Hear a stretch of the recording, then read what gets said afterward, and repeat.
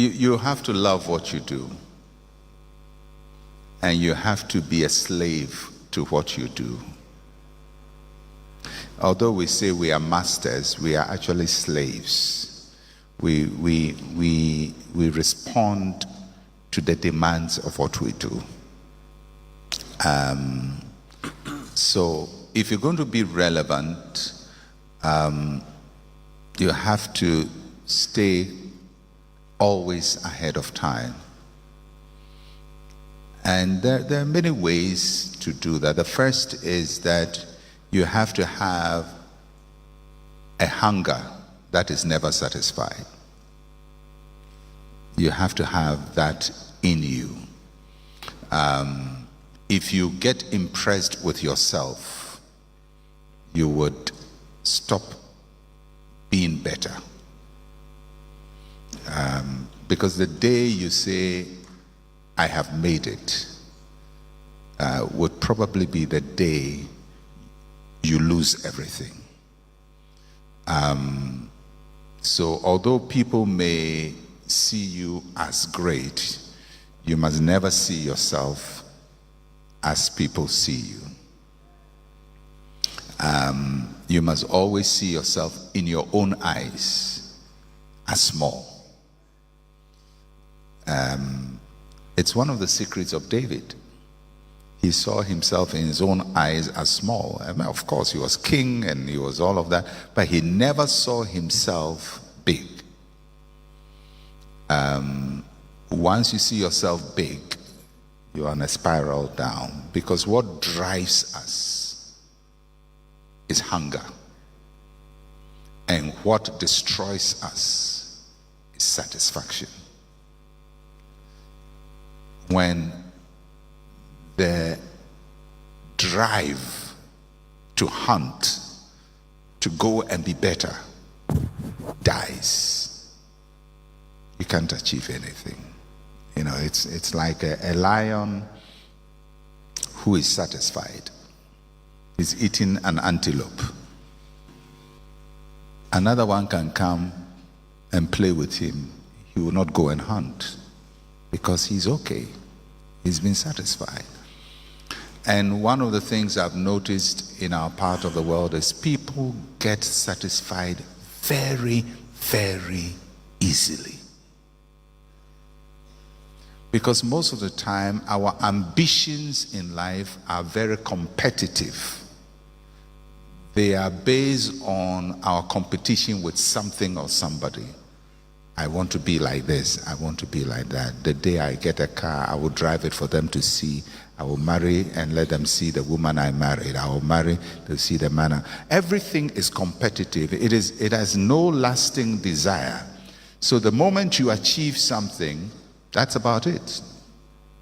I have never gone to preach at this time.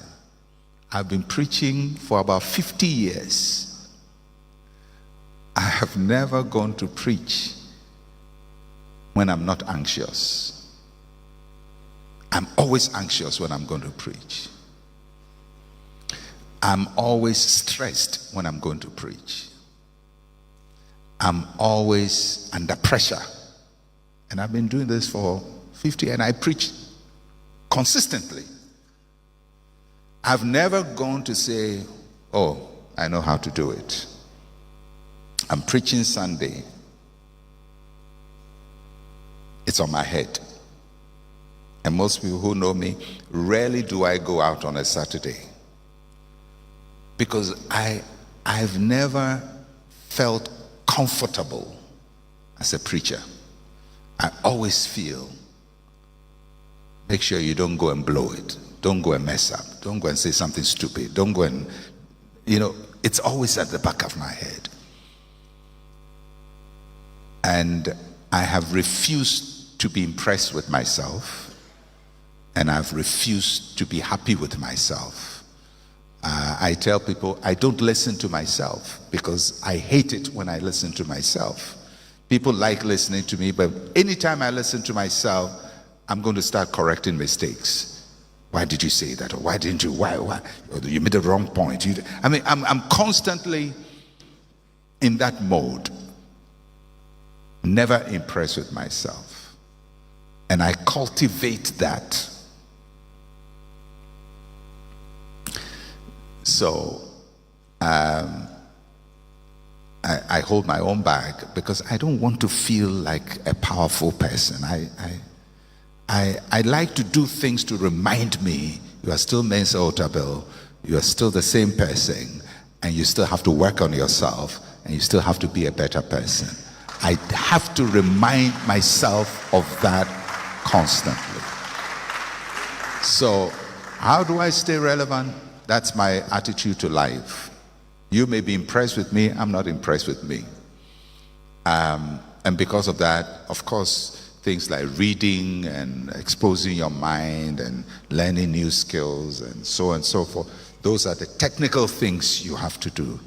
But what drives it is a dissatisfaction inside of you that stays after 20, 30, 40, 50 years. If you can have that for the next 60 years, you'll be relevant for 60 years.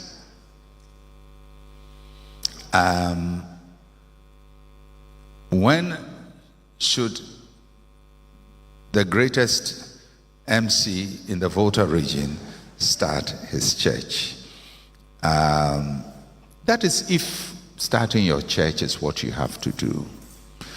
You know, being called does not mean go and start a church. I don't know, maybe because I'm a church founder, people may not take it. I would really wish people don't start churches. And the reason I say that is people's capacity to pastor in one church, in one location, is about a 4 to 5 year capacity. That means when you start pastoring the same congregation, ask any pastor, after 5 years, your greatest struggle is, what should I do again? Because everything you have to do, you've done it. You've preached all the sermons. You've done everything. So what do you do on the 6th year, the 7th year? The greatest challenge, and I've seen people's ability to stay fresh, is probably a 5-year period. And after that, they need something else to ship them. So if you're going to pastor a church, then plant a church or found a church, it means you are ready to stay in the same place with the same people for a very long time. If you can't do that, move on and just go to some church and tell them, every 5 years transfer me, because my sermons are finished in these churches. Transfer me every 5 years. I need a new challenge. I need a new congregation. I need something to drive me, because staying in the same place can really hold you back.